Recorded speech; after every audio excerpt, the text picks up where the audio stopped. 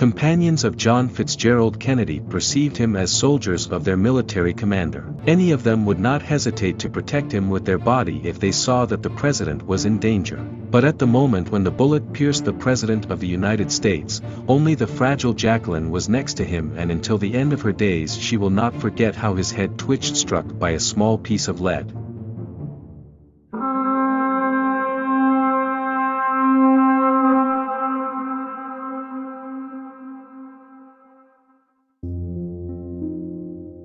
My name is Fred Maximoff. This is case 3760. 1963, United States of America.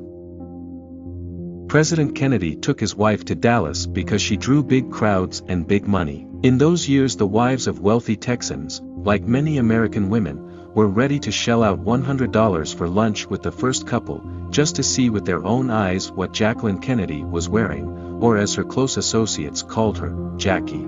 This trip was pre-election. Texas oil money was of great importance in the fight for the top seat in the White House. Kennedy hoped to raise at least $1 million for his campaign fund and, of course, win the hearts of Texas women. Then statistically there were 3 million more female voters in the United States than male voters, and victory in the elections depended heavily on women's votes. John F. Kennedy knew how his appearance in public affected women. He made an impression comparable only to the impact of a rock star on listeners inflamed with music during a concert. Nevertheless, in 1960, more women voted for his rival Richard Nixon than for Kennedy. But on the eve of new elections, it was Jackie who had to win them over to the side of John F. Kennedy. Jackie did not at all dream of being in public so much, but she became a symbol of the new time. The charming young John F. Kennedy, who replaced the 70-year-old Dwight Eisenhower in the White House, symbolized the renewal of the world with his beautiful wife. His election as President of the United States opened the way for young people to big politics. It was a period of political dreams.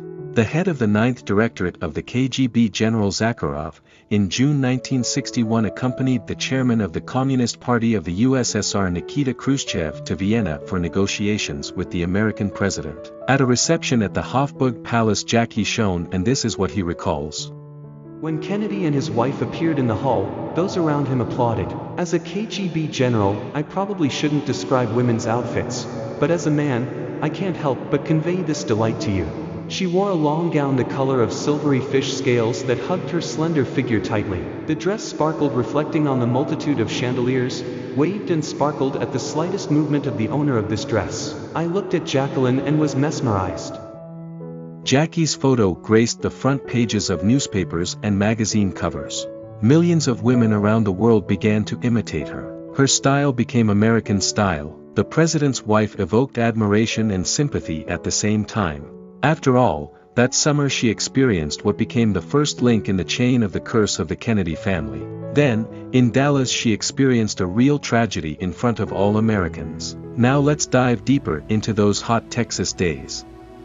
For John Kennedy, the news of his wife's pregnancy was of particular importance. The appearance of a child by the incumbent president was also supposed to help his re-election in 1964. In the summer of 1963, Jacqueline gave birth to a second boy. The birth was premature. Jackie was taken by helicopter to a military hospital and the doctors had to resort to a cesarean section, but the boy, who was given the name Patrick, left this world after 2 painful days in a Boston Children's Hospital. Due to a congenital disease he could not breathe. On the day poor Patrick departed for another world, his father made former British Prime Minister Winston Churchill an honorary citizen of the United States and paid tribute to the leader who led the country through darker days and darker nights when England was left alone and all except for the British. It seemed that this country could not survive. At that moment, John Kennedy himself needed the same courage. He was very worried about what happened to his newborn son. No one had ever seen him in such grief. And as his friends later recalled, for some reason John suddenly started talking about how his life would end. It was then that he first wondered what kind of president Lyndon Johnson would be. And later Kennedy started a conversation with his friend that there is nothing worse than a stroke that hopelessly cripples a person. A friend then asked John about how he would prefer out of life. The President of the United States did not hesitate to answer that from a bullet. Because the person who received the bullet will never know what hit him. But that autumn of 1963 he felt better than ever. Properly selected medications helped to cope with Addison's disease, which was standing by him. Physical exercises under the guidance of skilled orthopedists practically saved Kennedy from excruciating back pain. On November 22 at 11:55 a.m. in Dallas, Vice President Lyndon Johnson's wife Lady Bird watched the president, Jackie, John Connally, governor of Texas, and his wife Nellie get into a black limousine. Jackie placed a bouquet of scarlet roses on the seat and looked up at the cloudless sky. "It's good to drive in an open car in such wonderful weather." The vice president and his wife were put into another car. At 12:29 p.m. the cavalcade drove out to the crossroads and Lady Bird heard what she thought was the sound of crackers, but turned out to be a shot from a rifle. The next thing she heard was an order transmitted over the radio. "Let's get out of here." A Secret Service agent jumped into the front seat, knocked Lyndon Johnson down and covered him with his body. She heard her husband groan as he hit hard in the back seat. Lady Bird also slid down. John Connally's wife, after the second shot, laid his head on her knees and covered herself. The governor either regained consciousness or fell into unconsciousness. Jacqueline did not even move at this time. Perhaps she could save her husband from the third shot, but she was in a stupor. The third bullet hit Kennedy in the head and ended his life. Lyndon Johnson was immediately sworn in and became the new head of state. The first thing Johnson did as he entered the Oval Office was to write an affectionate, touching letter to President Kennedy's children. The letter said that they could always be proud of their father. 3 years later, on the eve of John Kennedy Jr.'s birthday, Johnson sent him another letter. "When I was 6, I wished I was 16, and now I want to be 6, like you." 2 days later, the wife of the new president, Lady Bird, arrived at the White House. Jackie was packing her things and said to the new First Lady, "Don't be afraid of this house. My happiest years have passed here and you will be happy here." After leaving the White House, Jackie did not return here again, although she received invitations to all state dinners. Lyndon Johnson even wanted to appoint Jackie as ambassador to Mexico. He assured her that the embassy in Mexico City was well staffed and that even without experience, she would completely cope with the diplomatic mission. He seemed to want to buy her loyalty and thereby free himself from the spell of the Kennedy family. But Jackie refused even to come to the White House for a talk. It was too hard for her. John Kennedy, who won the election in November 1960, had not yet taken office when they tried to take his life for the first time. On the second Sunday of December, they went to church with their wife. At the gates, not a crowd of fans was waiting for them, but only one person named Richard Paul Pavlik, and not with a bouquet of roses, but with a charge of dynamite. He believed that Kennedy did not win fairly and bought the election. That's why, Pavlik intended to crash his car into the limousine of the new US president and explode with him. But when the attacker saw Jackie, he changed his mind. He wanted to harm and not her children. Then Jackie saved the life of the new president and herself. She had no idea that so many people wanted to take the life of her husband and that all this numerous protection was just an illusion of security. She was not ready for life in such a dangerous world. Jackie was smart, beautiful, charming, and even a little emotionally cold, but at the same time not very confident and vulnerable. Jackie grew up in a house where no one was particularly happy. Her parents separated. Her mother left stockbroker husband John Bouvier III for another man who was an oil millionaire. Bouvier did not marry a second time and raised 2 daughters himself, Jacqueline and her younger sister Lee. The girls grew up in the firm conviction, passed down to them from their mother, that they marry for the sake of big money. At the same time, they perceived the paternal type of a man as ideal. He has style, charm, he knows how to seduce a woman, and at the same time, something dangerous, adventurous lies in his character, and this pleasantly tickles the nerves. Marital fidelity was not included in the set of these qualities, so Jackie did not accidentally choose Kennedy. She was attracted to such dangerous men, but at the same time, she also managed to captivate Jack, and this could not be done by his other girlfriends. In general, to be honest, Kennedy was dismissive of women, and Jackie really interested him. He watched what she did and how she did it. However, their close friends believed that they were both actors and enjoyed watching the performances that they arranged for each other. But misfortune followed her. In 1956, Jackie had a miscarriage. This almost destroyed their marriage, because the husband was absent at this tragic moment. Kennedy admitted his guilt and regretted that he was never there when Jackie needed help. In fact, Jacqueline had 3 miscarriages. But we all know that even one such case for any woman with the strongest character is an unbearable tragedy, and she experienced such a misfortune 3 times. She suffered from severe depression, suffered from migraines, but with the exception of a narrow circle of close people, no one suspected anything. Having entered into a marriage alliance with John Kennedy, Jacqueline received everything that she considered important, money and position in high society.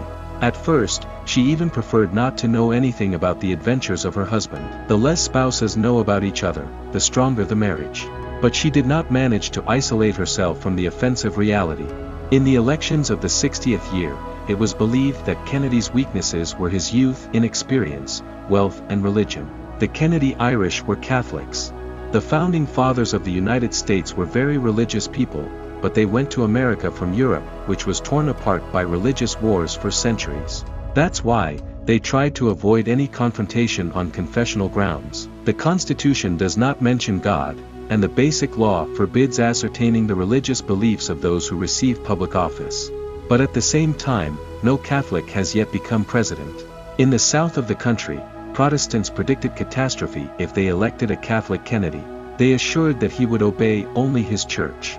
In other words, to receive instructions from the Pope. Then Lyndon Johnson came to the rescue, whom Kennedy chose as his vice president. In fact, the 2 clans didn't get along. Johnson considered the Kennedy family snobs, and they considered Johnson a redneck and a provincial. At a campaign meeting in Texas, Lyndon Johnson recalled John Kennedy's older brother Joseph. Joseph was a military pilot who went to serve voluntarily during World War II and lost his life during a combat flight. When sending him on a combat mission, no one asked Joe Kennedy what church he belonged to. And 2,000 people as one stood up and began to applaud. All the newspapers quoted these words of Johnson. Since then, Kennedy has not been reminded of his Catholicism again. Thus it was not religion that posed a danger to the new president. The most dangerous was his relationship with women. When John Kennedy won the election, the director of the Federal Bureau of Investigation, Edgar Hoover, ordered that a dossier be collected on him. Hoover did not like the collected dossier. He was especially embarrassed by Jack Kennedy's friendship with singer Frank Sinatra, who was associated with the mafia. The FBI feared that Sinatra was using his influence with the president in the interests of organized crime. Sinatra introduced Jack to the charming Judith Campbell, who at the same time served in the bed of one of the mafia bosses. FBI agents named 5 more women with whom Kennedy had relationships. Edgar Hoover came to the White House. The conversation left the president with an unpleasant aftertaste. The FBI director knows the secrets of his personal life. This is very stressful for the president. Then Kennedy told his assistant that this scoundrel Hoover should be fired, but he did not dare to do this. Instead, John called Judith Campbell one last time to say goodbye. In his love adventures, not everything is so simple. For Kennedy, the love and admiration of women was a visible confirmation that he was not an invalid at all, but a healthy, full-fledged man. In April 1961, German Chancellor Konrad Adenauer arrived at the White House.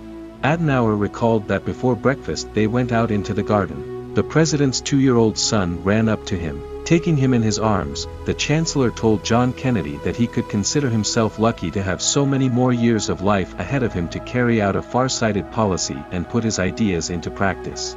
In response to this, Kennedy remarked, pointing to his son, whom Adenauer was holding in his arms, that he could not consider himself happy because he was not able to lift his own son in his arms.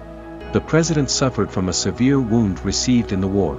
The president was injected daily with cortisone, a drug that has serious side effects. In addition, he received cocktails consisting of vitamins, hormones, as well as more serious drugs. He needed really strong drugs to soothe his back pain. The president also had to take antispasmodics to relieve pain from chronic colitis, antibiotics to extinguish infections in the genitourinary system, and even antihistamines to get rid of allergies. And sometimes it was necessary to bring him out of depression, which according to Jacqueline, was the result of taking all these drugs. At first, Jack and Jackie had a stormy relationship, but when she moved in with him, romantic feelings dissipated. She had noticed before how rapidly his mood was changing, but she thought that this was due to Kennedy's temperament. She was not ready for the fact that he had bouts of depression, and he constantly took a lot of drugs. People thought they were the perfect couple, but they didn't know that Jack was a fan of women. At first, Jackie was pleased to know that he left everyone for her, and only then did she realize how naive she was. After the first year of marriage, Jackie walked around as if her world had just turned upside down. She had no idea how shamelessly Jack would run after other women. As a weaker and more dependent partner, Jackie craved more love, more attention, more devotion. Not getting this, Jacqueline fell into anguish. When she looked in the mirror, she saw a woman who does not respect herself so much that she is not able to tell her husband that she will not allow him to humiliate her and their common marriage with his infidelity. It was rumored that relations between the spouses had deteriorated so much that if what had happened to Kennedy had not happened and he had won the 1964 election, they would have divorced. It would be the first divorce in the White House. However, what they just did not say about Kennedy. The thought of a divorce between them probably arose, but a divorce is not acceptable for such a prominent politician. It is simply impossible to admit that the marriage of the President of the United States has crumbled. Jackie couldn't help but think about what would happen if they broke up. Her own life will also be destroyed. She will not be forgiven for ruining the career of a man admired by millions. On the first day of his presidency, Kennedy arrived at the Oval Office at 8:50 in the morning.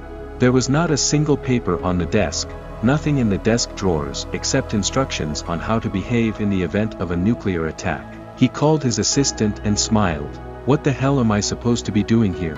the president asked. Since then, his routine has become as follows. John Kennedy usually woke up around 8 in the morning while he shaved and looked through documents. So the papers were returned to his assistant's wet. Then at 8:45 he had breakfast in the bedroom and went to his office. Sometimes one of the children followed him. He read newspapers, mail, and CIA intelligence reports. This was followed by a series of meetings, phone calls and protocol events.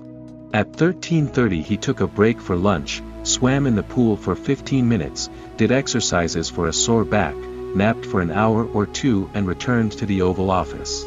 At 1900 hours, the president's workday ended, but in the evenings he looked through important papers, sitting on the sofa in his room. Kennedy didn't like big meetings. The president preferred to talk one-on-one. John was impatient and wasted no time. His subordinates also learned to speak only to the point and extremely briefly. At the same time, Kennedy wanted to know absolutely everything. According to CIA Director Richard Helms, John was the only president who asked to be shown not only the summary, but also the original intelligence materials. In October 1961, Soviet Foreign Minister Andrei Gromov came to meet the new president. Everyone gathered in the hall of the White House waiting for the president. Quite unexpectedly, Kennedy, from somewhere behind, rubbed himself into this noisy company. At that moment, he did not look at all like the president, a youthful man with well-ironed trousers in a narrow pipe, impeccably dressed and like a clever conqueror of ladies' hearts. This was characteristic of Kennedy. The young president was full of fun and even mischief. There were even rumors that on the morning after the election they could not find him to report that he was elected. They later discovered him with one of his many ladies of the heart who loved him for his excellent figure and posturing. Well, he loved Jacqueline, and all these women in turn. But it was not frivolity in him, but the thirst and sweetness of the life of a talented living person. A year later, Soviet diplomats saw the new Kennedy. The moment was critical. The Cuban crisis was looming. Same room, same chair, but a different person was sitting in that chair. Even the hair on his head seemed to be stiffer. Traces of hardness crept into the corners of the eyes and into the folds of the lips. The president already knew all about the Soviet missiles in Cuba, but did not say it. He just rolled his eyes impatiently and fidgeted in his chair. At times there was tension in the room. It was hard to breathe, as if the clouds hung motionless over the interlocutors. It could be felt rather than understood. John Kennedy had the feeling that the West was losing the Cold War.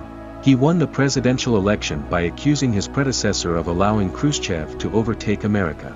Richard Nixon recalled that Kennedy during the election campaign created the image of an America of hungry mouths, barely hobbled after the dynamic Soviet Union falling further behind the USSR every day. He repeated that the states were stuck at one point, frozen in the ice of their own indifference and were turning into a second-rate state. Kennedy promised to get America moving again. In fact, he was greatly mistaken about the real state of affairs in the Soviet Union.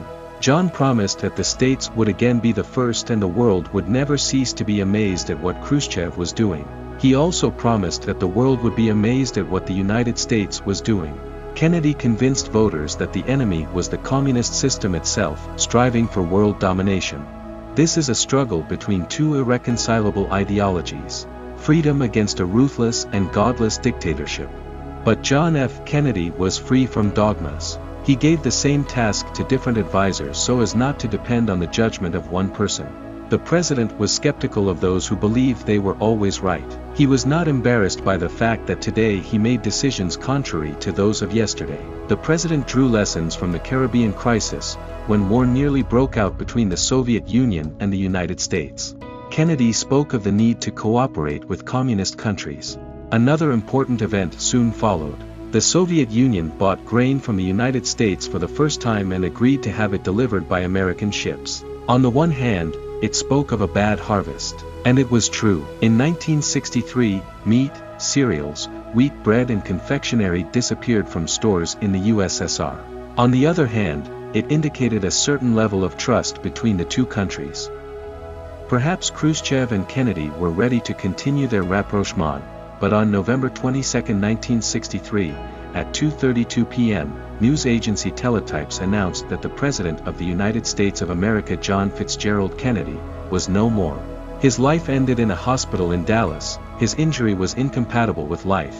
This news came as a terrible shock to everyone. The youngest of the brothers, Edward Kennedy, literally felt that the world was splitting and the earth was slipping from under his feet. On the other side of the globe in the Soviet Union, the poet Alexander Twardovsky wrote that the arrow of big time twitched and jumped to some new division. They said goodbye to the president in St. Matthew's Cathedral, where at the foot of the altar there was a memorial tablet with the inscription that the body of President Kennedy was located at this place during the Mass on November 25, 1963, then transferred to Arlington Cemetery, where it now rests in anticipation of the resurrection in heaven. Jackie was an elegant, stylish and beautiful companion of an energetic president. After his passing, she became a kind of American icon at the heart of the Kennedy myth, and she herself was periodically covered by a terrible depression. She did not know what to do and how to live on. During this difficult time, her husband's younger brother Robert was very supportive. He suffered the most from this tragedy. He spent the whole night before the farewell ceremony alone in the White House, sobbing and not understanding why it happened. Perhaps it was the survivor's guilt. After all, it was Bobby who challenged the bosses of the underworld and fanned the fire from which hatred to John flared up. It seemed to Robert that it was his diligence that led to the rallying of forces that the president interfered with. He even went to the director of the CIA and asked if they did it. Robert was so connected with Jack that the end of his brother's life became for him equal to his own end of life. Now everything had to start over.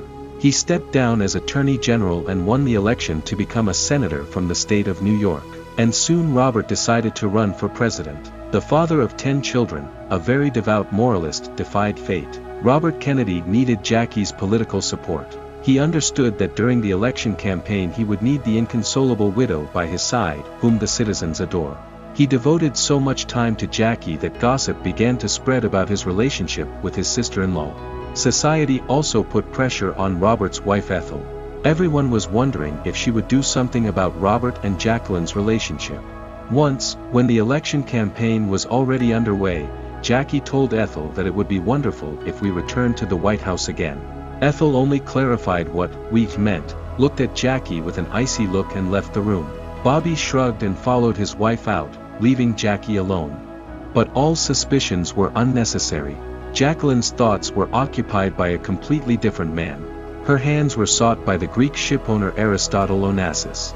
At that time he was the richest man in the world. Onassis did not achieve everything thanks to his father's capital or the family name. He created himself and he inspired fear.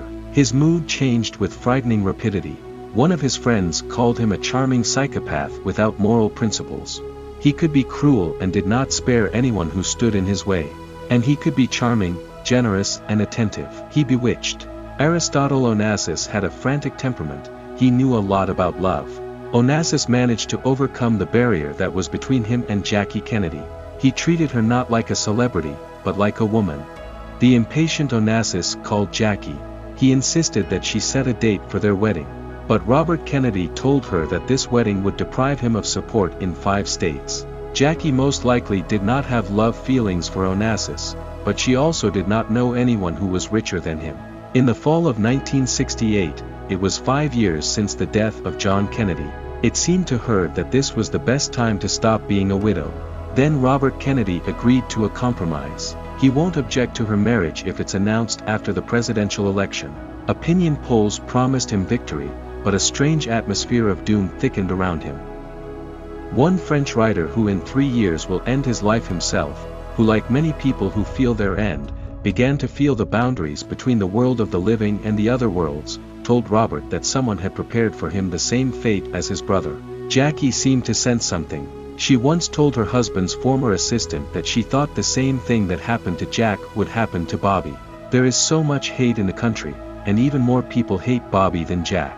Jacqueline spoke of this not as a possibility, but as a fact that would definitely happen. But courage Robert Kennedy was not to take. He said sooner or later they would try to do the same with him as with his brother, but not for political reasons. And it is impossible to escape from an attempt. He either gets lucky or he doesn't. In the California primary, Bobby won a landslide victory. He was satisfied that he had finally stepped out of his brother's shadow. Now he realized that he had achieved everything himself. After all these years it seemed to him that it was not him, but Jack. On June 5, 1968, already after midnight, he delivered an incendiary speech to his supporters and went to a press conference. He was led through the hotel kitchen. In a narrow corridor, a young man shot him with a .22 revolver and hit him right in the head. The perpetrator was nearly lynched, but Kennedy's staff held back the crowd. They didn't need another Oswald. Former Marine Lee Harvey Oswald, who once sought political asylum in the Soviet Union, who attempted to assassinate John Kennedy, was liquidated before he testified. That is why many questions remain unanswered. The assassination attempt on Robert Kennedy was carried out by Palestinian Sirhan Bashara Sirhan. He was stung by the lightning defeat of the Arab armies during the Six-Day War in 1967. Sirhan blamed the Kennedy clan for everything and decided to take revenge on Robert on June 5, on the first anniversary of the Six-Day War lost by the Arabs. The leaders of the Palestinian militant organizations hailed Sirhan as a hero, but denied that he was following their orders. Then Sirhan was perceived exactly as a loner. The investigation did not even try to reveal his connections with the organizers of the Palestinian movement, otherwise the police would have discovered that on the eve of the assassination attempt, his Arab friends suddenly left the United States for no apparent reason. No one knows whether there really were accomplices, but if there were accomplices, then it seems that they expected that Sirhan himself would be eliminated by Robert Kennedy's guards. But none of Bobby's personal bodyguards were armed, and he released the police officers who accompanied him that evening. As his aides later explained, Kennedy did not want to be surrounded by men in uniform because his African American and liberal supporters disliked the police. This decision cost him his life, but saved the life of the criminal. Aristotle Onassis said, "Bobby had everything but luck." After Robert passed away, Jackie was in despair. She hated this country. She did not want her children to live here. She believed that if they hunted for all the Kennedys, then they would get to her children. On July 28, 1968, Jacqueline turned 39 years old. On October 20th, she married Aristotle Onassis. This wedding was a shock to millions of her fans. The whole world seemed to reproach her for this. The press immediately responded with tragic headlines. "Jackie, how could you?" newspapers wrote. Meanwhile, Onassis was seriously preparing for the wedding. He shaved 3 times a day to hide his gray stubble and claimed to be 62 years old when in reality he was 6 years older. For dinner the businessman ordered champagne and beluga caviar, believing that such a diet would give him strength in bed. Jackie immediately showed character. She did not go with him to Athens to meet with the generals who had established a military dictatorship in Greece. Onassis was offended. He did not understand why she refused him what she did for Jack. Marriage to the president's widow did not introduce him to high society. His presence was tolerated, but nothing more. He confessed to friends that it was his fault. Onassis did not go well. His son Alexander lost his life in a plane crash. The life of his daughter Christina was not happy either. Several unsuccessful marriages, a series of love adventures that ended just as sadly. After trying to end her life, Christina Onassis was prescribed antidepressants. As a result, she constantly needed to take these types of drugs and kept a nurse with her to help her take her medications. Formally, Aristotle and Jackie were married for 6 years right up to the moment Onassis himself passed away. In fact, their family union fell apart after just a few weeks. Jackie did not fulfill his whims. The life of Aristotle Onassis ended in a Paris hospital on March 15, 1975. That day it rained endlessly. He did not wait for the moment when the clouds dissipated. Upon learning of this, Jacqueline flew to Paris. Christine was told that Jackie would only rule 7 minutes at her husband's body in the hospital church. Christina was outraged that her stepmother could not give him even 10 minutes. But to the press, already experienced in such events, Jackie handed over a skillfully composed statement. It said that Aristotle Onassis saved her at a time when her life was filled with shadows. He allegedly meant a lot to Jackie. He took her to a world where there was happiness and love. They also experienced many wonderful things together that cannot be forgotten and for which Jackie will always be grateful. When it came to the multi-million-dollar inheritance, she was not so sentimental, but she had to deal with Christina Onassis, who according to Greek law was the main heiress. Christina frankly asked her stepmother how much she wanted and asked her to name the amount. As a result, Jackie received a lump sum of $26 million and an annual pension of $150,000. She also got antiques, which 20 years later brought her $34.5 million at Sotheby's. Christina paid her so much because she couldn't take it anymore. She was tired of arguing with Jackie. In addition, Christina believed that it was dirty money and Jackie deserved it. The fate of Christina Onassis was tragic. A few years later, she was found without signs of life in the bathroom. She was only 37 years old. Meanwhile, Jacqueline Kennedy Onassis, who under the terms of the inheritance retained a double surname, settled in New York. She kept aloof from high society and former friends. She was never forgiven for her marriage to a Greek shipowner. Her son John Kennedy Jr. recalled that ever since her mother left Washington, she had resisted any emotional contact with that city and rejected the traditional demands of the former First Lady's behavior. The reason for this was the memories that did not leave her and the unwillingness to play a role that was imposed on her, but not a very suitable one for her. She was too dependent on the opinions of friends, relatives and society in general. She fully felt how dissatisfied were the people whose favor Jackie had grown accustomed to cherish. She was convinced that universal love ends instantly as soon as you do something wrong, and that in order to maintain this love, you need to do only what society wants. Jacqueline Kennedy's life ended on May 19, 1994. The cause was cancer. She was placed on the operating table, but could not be saved. She was only 64 years old. The famous widow of the eminent president was given all the honors due. Few people now remember that for some time she bore the name Onassis. The once richest Greek shipowner has sunk into oblivion, but not John Fitzgerald Kennedy. He will forever remain in the memory of millions as a president who decided to send a man to the moon.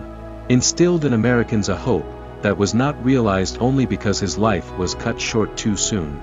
He radiated confidence and brought with him a sense of victory.